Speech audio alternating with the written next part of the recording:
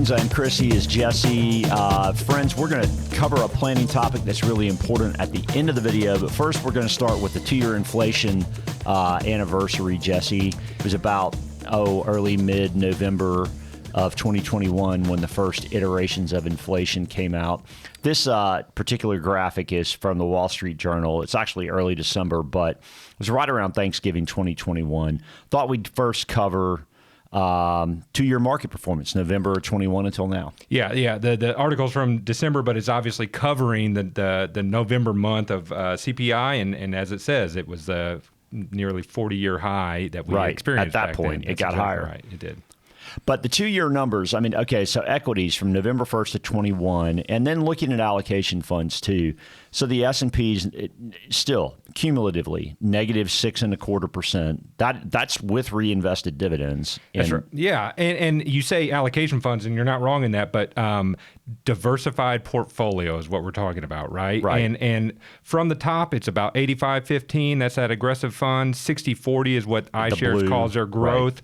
Right. I think it's 40-60 on the next, and the moderate, and right. About a 30-70, right, for that bottom one? Right. So orange is the 85-15. It's got bonds in it, right? Yep. So negative 11%. It's also got small and mid-sized companies. It's got international. That's right. But there you see that gap of 5+%. Yeah, between the S&P. Between an all-stock portfolio, which most people don't want to stomach, right? And some quote-unquote buffer of bonds had you underperforming by 5+% over that 2-year period. So let's look at the same thing from the time that interest rate increases started in mid-March of 2022. The S&P is still negative with reinvested dividends, and that 85-15 portfolio in orange trails it by 4%. Yeah. Right. So I think for the last whatever that's been since March of 22, 18-ish, 19 months, we've heard a lot about rates and the negative effects of the Fed raising rates. It hasn't really culminated so much in the economy, but it has definitively hurt asset prices. Right, especially bonds. So let's look at that. Same thing, except this is just all bonds. The 2-year performance for bonds by maturity. And purple is the shortest, which is 1 to 3 month, less than 1 year holdings. That's SHV up at the top. And you can see it's positive for 2 years. But then you can see right beneath it, the 1 to 3 year treasuries down 2, going all the way down into 20 to 30 year bonds are down as much as 50% in that time period. And that's even with, the income coming off the bonds. This is a total return number. And so a negative 52% return over a 2-year period is akin to depression for bonds. Yes, absolutely. And if you look from the day that rates started to rise, March 15th, 16th, that was the Fed funds meeting. That's when they increased interest rates for the first time. Again, if you were in the high quality kiddie pool, which is the purple line, then you're positive during that time period. And largely that area because of what the Fed has done, right? Correct. Mm-hmm. But if you've started to move out the curve at all during that time period, you've been crushed. You've been beat up. Absolutely crushed. Mm-hmm. And so ultimately what that means is there's a point at which that turns. So when the Fed raises interest rates, it's to do what? It's to slow the economy, right? The economy. And it's to combat inflation, which is the best tool they have is to slow the economy. So when they actually slow the economy, right, what happens to rates? Well, they go down. They tend to go down. Historically, they have gone down. They don't go down in terms of the vintage or the maturity, they don't necessarily all go down in the same way or pace, right? Right, but the idea is they go down. That's right. Yep. Has the economy slowed yet? A 4.9% annualized GDP that was released last week would suggest that it has not. Yeah, it hadn't slowed yet. Mm-hmm. Now, the Fed is being vigilant and saying they're going to hold rates higher for longer. But at some point, those bonds that are down 20, 30, 40% presumably become attractive, wouldn't you think? Oh, I mean, I think that there's a lot of evidence that they have become attractive from a yield standpoint. That this next chart shows what people have been buying. I'm kind of leading the witness here. Yeah, I mean, you can see, and this is through what, September 30th? It is. I think it's a little bit dated. Mm-hmm. Yeah, I mean, it's a month, right? But you can see the 3-month number over on the right-hand side of long government bonds was negative 10% through September 30th. And by the way, through October 31st, it was down another 0.5%. So that would put a four-month number at negative 11% on long government bonds.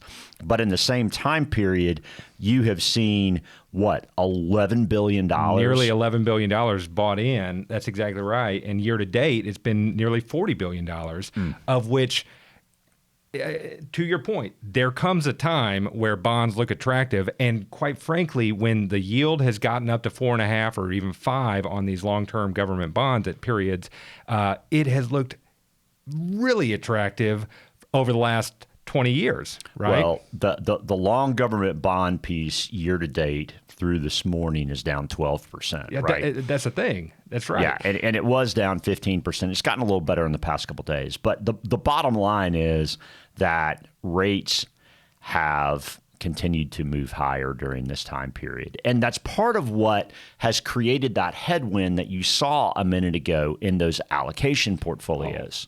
That's almost entirely what it is. It's not entirely. Yeah, I mean, small caps Correct. too have gotten crushed. But at the end of the day, yes, there will come a point where buying these things, as people have already been doing, makes sense. Are we there yet? It's tough to say. Right. I mean, there's still signs of inflation out there. There's still, I mean, the jury's not out that this is completely over. Yeah, you had pointed out earlier, there's, we've talked a lot about the inversion of the yield curve, and that had really started to compress. And while it's much smaller than it was, it has started to go back the other direction again. And so, prudence is, I think, the right thing when you're allocating capital. So let's look at this another way. So next chart, this is a bull market behavior checklist put out by one of our strategists. And this is, as you can see at the bottom, October 31st of 2023.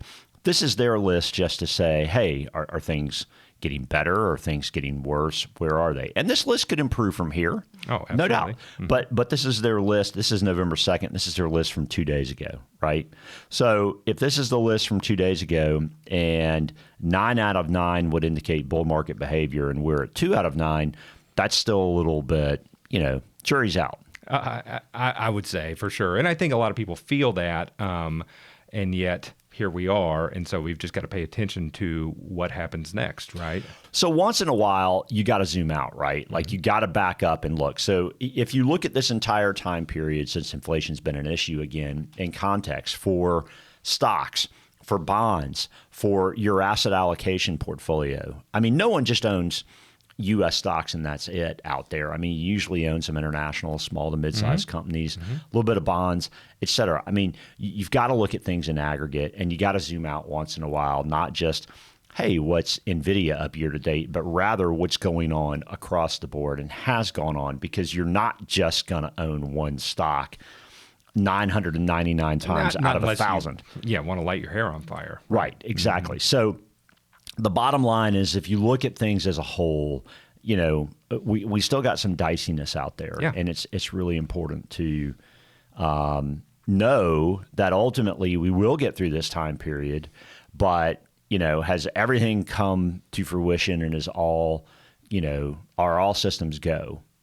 Not necessarily. I mean, starting to buy some bonds a little bit further out from cash does make sense. I know we've been doing a little bit of that, but we hadn't gone out to like the 20+ year at this point. And the reason why is because there's no complete and utter sign that you're not going to still have some inflationary pressures over the past, over the next few months. And in fact, you've seen some of that. I mean, you've seen wholesale prices kind of rise a little bit. You've seen some other things kind of show up, and inflation could be a little sticky. It absolutely could. One of the things we used to talk about was, the start of a recession coming from, again, another strategist, oftentimes is shown a first signal by some unemployment numbers rising. We get an unemployment number tomorrow, November 3rd. So we'll see where that is. I don't think that there's any expectations that it's going to go through the roof tomorrow. But again, caution prevails when so many indicators are saying, hey, it's just not all roses out there right now. Exactly. So. Okay, next topic, planning numbers. Planning numbers. We had said we'd get back to this when this came out. These are the contribution limits published by the IRS each year. This came out a little bit later this year than normal. And the net effect is if you have a retirement plan, 401k, you can throw in an extra $500 next year to $23,000. And if you are saving in an IRA, either Roth or traditional, you've got an extra $500 that you can put in. So, go ahead and line item your budget to make sure that you can get those maxes done. Yep. For those above 50, there was no increase in the catch-up contribution, but obviously good to see that there's been some opportunity to save a little bit more money for the future. Absolutely. So we'll get back on some planning topics as we approach the beginning of next year. What you watching?